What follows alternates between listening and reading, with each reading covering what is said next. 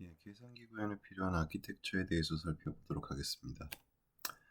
우선 소프트웨어 개발을 시작을 할 때 이 전체의 문제를 한 번에 내가 뭔가 그걸 전체를 풀 수 있는 솔루션을 내겠다, 이런 건 굉장히 어리석은 생각이고요. 소프트웨어 개발이라는 과정은 굉장히 복잡한 과정입니다. 이런 복잡한 과정을 한 번에 내가 뭔가 솔루션을 낸다는 것은 사실 거의 불가능한 일이라고 보면 될 것 같고요. 또 그렇게 개발이 되게 되면 굉장히 그 안에 있는 작은 모듈들끼리 굉장히 많은 종속 관계가 생기게 돼서 절대로 유지 보수가 불가능한 소프트웨어가 나오게 됩니다. 이런 것들을 피하기 위해서는요, 그 문제 자체를 디컴포지션, 즉 분해를 해야 됩니다.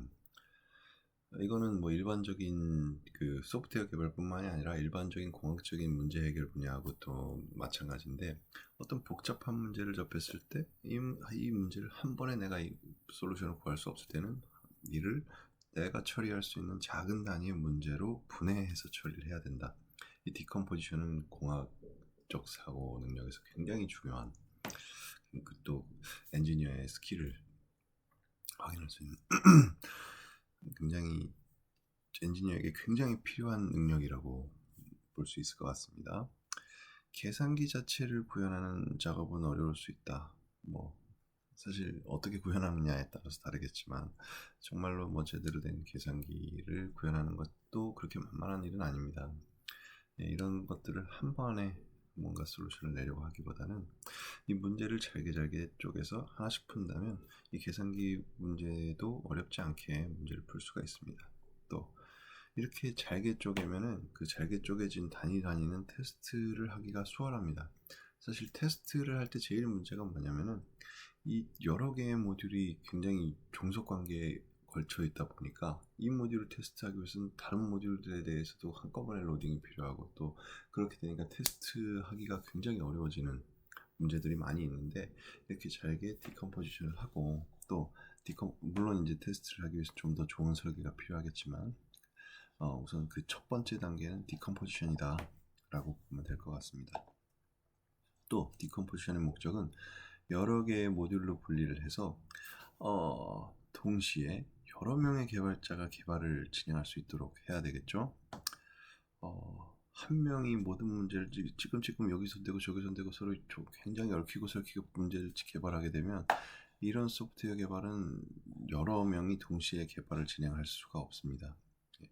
아주 작은 단위로 쪼개서 그 독립적으로 개발할 수 있도록 설계를 진행을 해야 여러 개발자가 동시에 개발에 참여할 수가 있게 됩니다.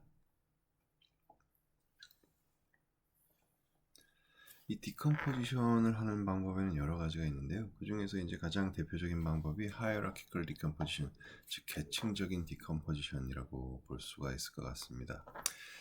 뭐 예를 들면은 뭐 오퍼레이팅 시스템도 마찬가지고, 오퍼레이팅 시스템 안에서도 굉장히 여러 개의 레이어가 나눠져 있죠. 또는 뭐 TCP/IP, 또는 OSI의 7레이어 네트워크에 있어서 OSI의 7레이어, 이런 것들도 그 통신이라는 OSI의 7레이어 같은 경우는 어떤 그 단말 간의 통신이라고 하는 부분에서 그 통신이라는 문제를 풀기 위해서 계층화된 디컴포지션을 적용한 아주 대표적인 예제라고 볼 수가 있습니다. 이런 또 다른 하나 살펴보자면은, 또 문제 분해를 할 때 우리가 접근하는 방식이 크게 두 가지가 있습니다. 탑다운, 버텀업. 탑다운 어프로치라고 하면은 탑에서 다운으로, 그 탑이라고 말하면은 저 위에서 바라본 전체적인 그림이죠. 전체적인 그림에서 시작을 해서 문제를 잘게 쪼개 나가는 방식을 탑다운 어프로치라고 합니다.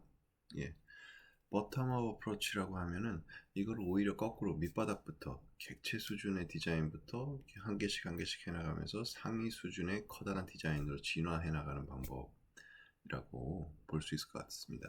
그럼 저희가 소프트웨어 개발에 있어서 어떤 방식이 나을까요? 라고 하면 꼭 어떤 방식이 낫다라고 할 수는 없습니다. 이거는 케이스 바이 케이스라서. 또 항상 탑다운을 쓰고 항상 버텀업을 쓰느냐, 제 경험상 그거보다는 두 가지가 동시에 사용됩니다. 하이브리드 어프로치라고 볼 수 있겠죠. 전체적인 그림을 그려놓고 거기서부터 커다란 뼈대를 만들어 놓되, 실제로 제 경험상 말씀을 드리면 처음부터 밑바닥부터 이렇게 버텀업으로 하게 되면 큰 설계가 나오기가 좀 어려운 것 같고, 또 탑다운으로 전체를 다 그린 다음에 이걸 하자니 전체를 바라보기 너무 어려운 거죠. 특히 그 개발 초기 단계에는 요구사항 같은 것들이 전체 나와 있지가 않기 때문에 처음부터 이 전체를 다 파악한다는 게 굉장히 어렵습니다. 예. 그래서 보통 접근하는 방식, 이제 앞으로 이번에 계산기를 진행할 때도 마찬가지로 진행을 할 텐데요. 저희 같은 경우는 탑다운으로 전체적인 그림을 그려놓고 시작을 합니다. 커다란 설계는 결정을 해놓는다는 얘기죠. 그렇게 하고, 물론 거기에서 필요한 구현들은 진행을 하되, 하지만 이제 상세 구현에 들어가면서 사용자 스토리를 추적해 나가면서 구현을 할 때는, 그때는 버텀업 어프로치를 사용을 합니다. 예. 사용자의 요구사항이라는 게 초반에 모두 개발 초기 단계에서 모든 사용자의 요구사항을 발견해낸다는 것 자체가 현실적으로 불가능한 일이기 때문에, 만약에 그러려고 시도를 하시는 분들이 있다면 그거는 포기하라 라고 말씀을 드리고 싶고, 왜냐면은 사실 사용자의 요구사항을 사용자 자신도 잘 모르는 경우가 많이 있습니다. 예. 자신도 이 프로젝트가 진행해 나가면서 그 요구사항을 정제해 나가면서 계속해서 바뀌는 거죠. 이 요구사항들이 일주일이 지나면 또 바뀌고, 내일이면 또 바뀌고, 그 다음날에 또 바뀌고, 이게 일반적인 개발에서의 시나리오들인데, 초기에 모든 것을 결정하려는 시도는 포기하시고 단지 큰 그림은 그려놓으시는 게 큰 그림은 그려놓되, 실제 구현이 들어갔을 때는 버텀업으로 구현하는 게 적합한 개발 방법이라고 생각을 합니다. 그럼 이렇게 하이어라키컬 디컴포지션, 디컴포지션 하는 방법에 대해서 아주 대표적인 그 아키텍처 패턴 두 가지를 보여주고 있는데요. 첫 번째는 레이어드 아키텍처 패턴이고, 두 번째는 모델뷰 컨트롤러 아키텍처 패턴입니다. 모델뷰 컨트롤러 같은 경우는 먼저 레이어드 아키텍처부터 먼저 보겠습니다. 이게 아주 일반적인 그리고 가장 널리 알려진 아키텍처 패턴이죠. 뭐 예를 들면 아까 제가 좀 전에 말씀드렸던 OSI 7 레이어 또는 TCP/IP 스택, 4 레이어 또는 5 레이어 스택이라고 하는 TCP/IP 스택, 그리고 오퍼레이팅 시스템 안에서도 어떤 하드웨어 레이어, 할 레이어, 그 윈32 서브 시스템 레이어 위에 있는 그 유저 레이어, 굉장히 많이 있습니다. 이런 레이어를 규정을 해서 그 레이어 안에서 구현된 것들은 서로 간의 레이어 간의 통신으로 전체적인 기능을 구현을 해 나가게 되는데, 굉장히 일반적인 방법이라고 볼 수 있습니다. 레이어드 아키텍처의 경우는 보통의 경우는 이 인접한 레이어들 간에만 통신을 진행을 합니다. 이 티어 1과 티어 2는 서로 통신을 할 거고요. 티어 2는 티어 3와 티어 1과 통신을 할 거고요. 이런 식으로 서로 간에 메시지를 주고받는데, 항상 반드시 이런 것들은 아닙니다. 예를 들면 여기에 레이어가 있을 때 얘는 티어 2는 직접적으로 이런 식으로 통신을 할 수도 있고요. 그 아래 레이어와. 예. 이거는 어느 정도 유연성을 가지고서 구현을 한다고 보시면 될 것 같습니다. 예, 모델뷰 컨트롤러는 초기의 모델뷰 컨트롤러 패턴의 구현은 유저 인터페이스에, 특히 위젠 레벨에서의 그 유저 인터페이스 구현에 포커싱이 되어 있었습니다. 사실 엄밀한 의미에서의 MVC라고 하면은 그 위젯 하나하나 단위에서의 구현의 그 뷰와 사용자와 그 로직 간의 그 분리, separation of concern이죠. 그리고 사용자의 보여지는 부분, 그리고 사용자 입력을 처리하는 부분, 그리고 그거에 대한 비즈니스 로직을 처리하는 부분, 데이터를 처리하는 부분, 이 세 가지로 나눠서 처리하자, 요거였는데, 사실은 지금은 그런 수준에서의 MVC가 사용되는 경우는 거의 없습니다. 예전에 그 스몰토크 시절에 그 위젯들이 아니고서는, 최근에서 MVC라고 얘기를 하면 많은 경우 아키텍처 수준에서의 MVC를 이야기하는 경우가 많이 있습니다. 여기서 뷰라고 하는 단계는 전체적인 그 사용자와의 인터랙션하는 이 전반적인 내용을 전부 다 뷰라고 얘기를 합니다. 그리고 뷰는 사용자의 입력을 처리하는 부분, 이 컨트롤러가 사용자의 입력 부분을 처리할 것이고요. 이거는 비즈니스 로직 도메인 모델, 데이터를 처리하는 부분입니다. 이 두 가지가 사실 비즈니스 로직을 담당한다고 보면 될 것 같습니다. 예.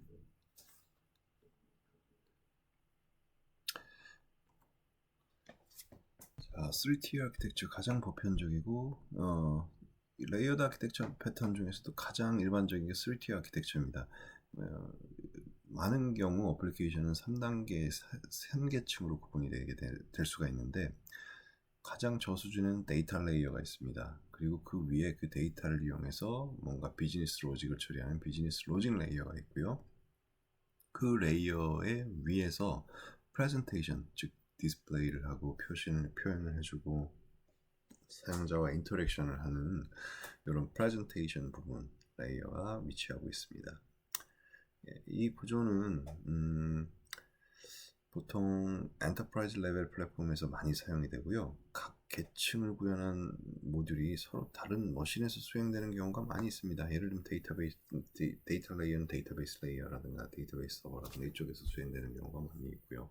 프레젠테이션 웹 같은 경우 아주 대표적인 경우죠. 프레젠테이션 레이어는 클라이언트 쪽의 PC에, 비즈니스 로직은 서버 측에, 데이터는 데이터베이스 쪽에, 이런 식으로 여러 개의 다른 머신에서 수행되는 경우가 많이 있습니다.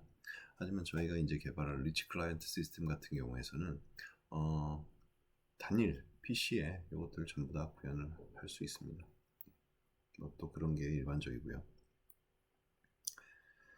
그리고 이 레이어드 아키텍처 패턴을 구현할 때 신경 써야 될 부분은 인터페이스죠. 각 레이어 간의 인터페이스가 잘 정의되어 있지 않으면, 잘 설계되어 있지 않으면 사실 저 위층에 있는 레이어가 저 아래층에 있는 레이어의 데이터를 필요하게 되고 또 각 인터페이스에서 노출해야 될 프라이빗 기능들이 있는데, 그러니까 숨겨져 있는 기능이죠. 내가 이걸 노출해야 되겠다라고 결정을 했지만 사실 그게 잘못된 결정으로 그거 외에도 다른 데이터가 필요하다라고 하면 사실 다른 레이어에서 그 레이어에 노출되지 않은 부분에 대한 접근이 발생할 수가 있습니다. 예.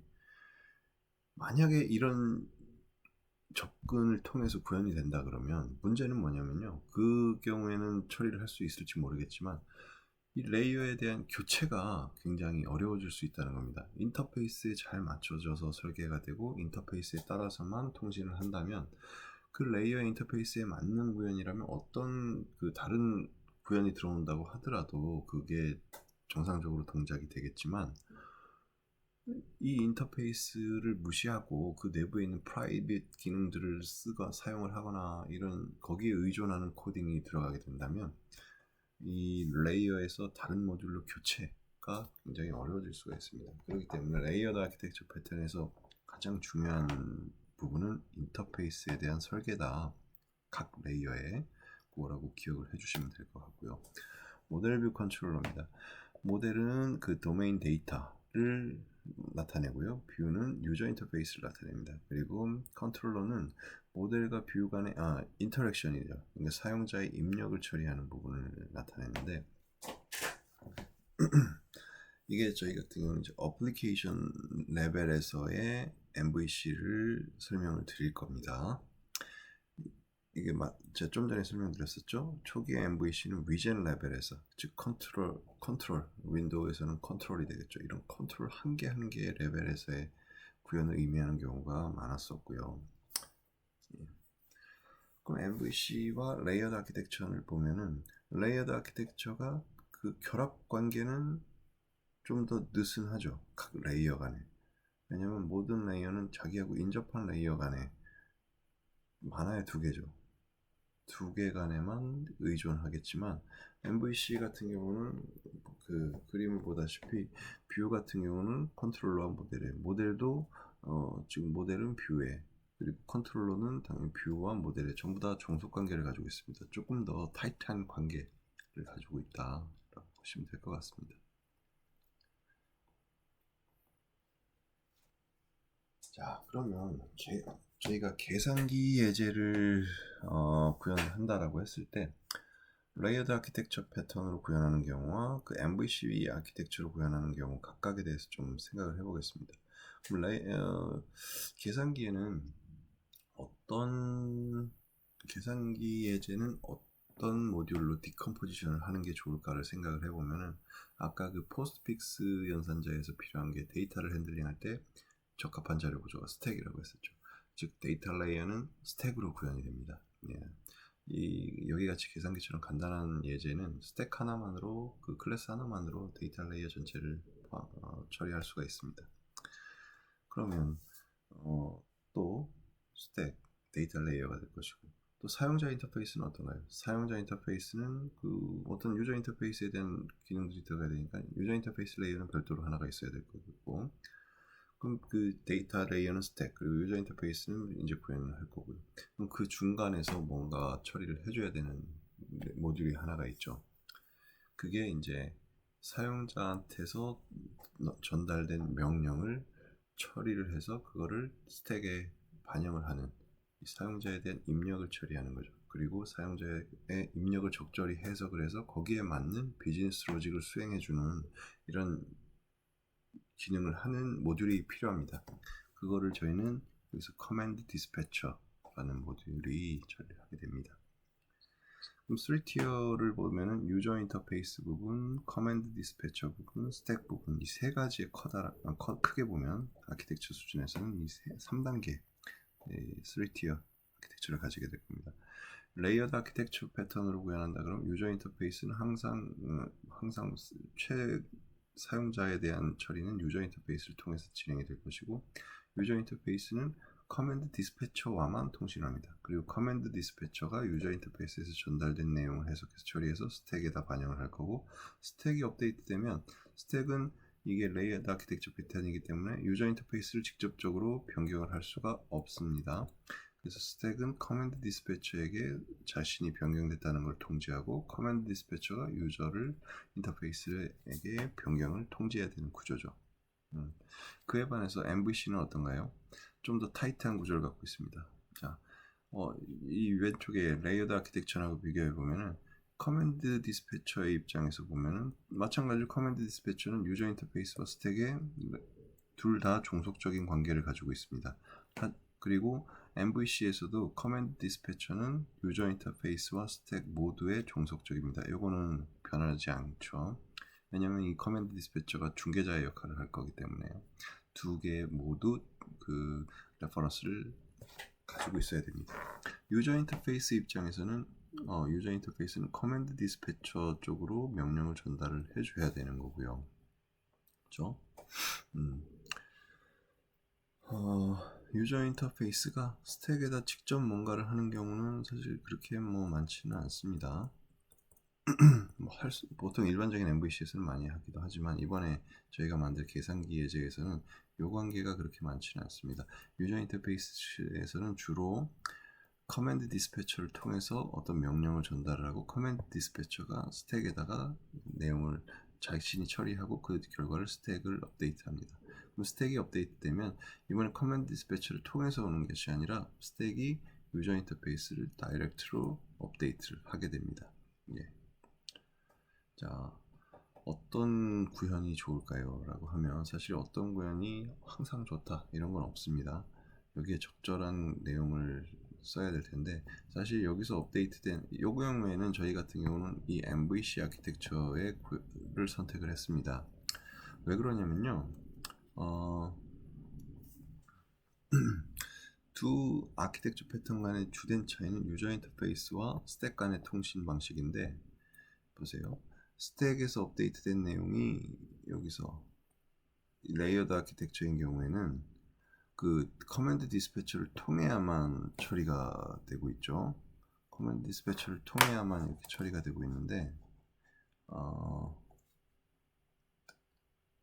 디스패처를 통해야만 처리가 되고 있는데, 이 경우에는 스택에 대한 업데이트가 유저 인터페이스를 다이렉트로 업데이트를 합니다. 예.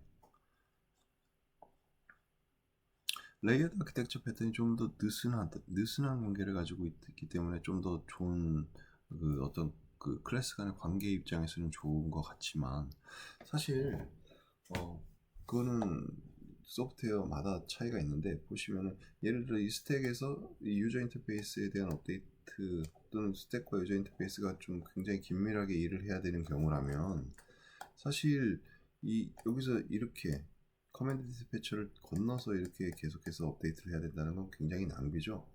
예. 그리고 구현도 복잡해지고요.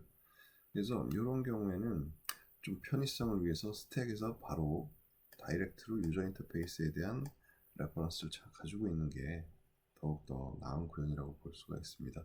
계산기의 경우가 그런 거죠. 스택이 업데이트되면 그게 디스플레이가 계속해서 디스플레이가 돼야 되는데, 이게 커맨드 디스패치를 통할 필요는 없다고 봅니다. 그래서 저희가 이번에 계산기를 구현할 때 사용할 아키텍처는 여기 있는 요 모델 뷰 컨트롤러가 될 거라고 보시면 될 것 같습니다.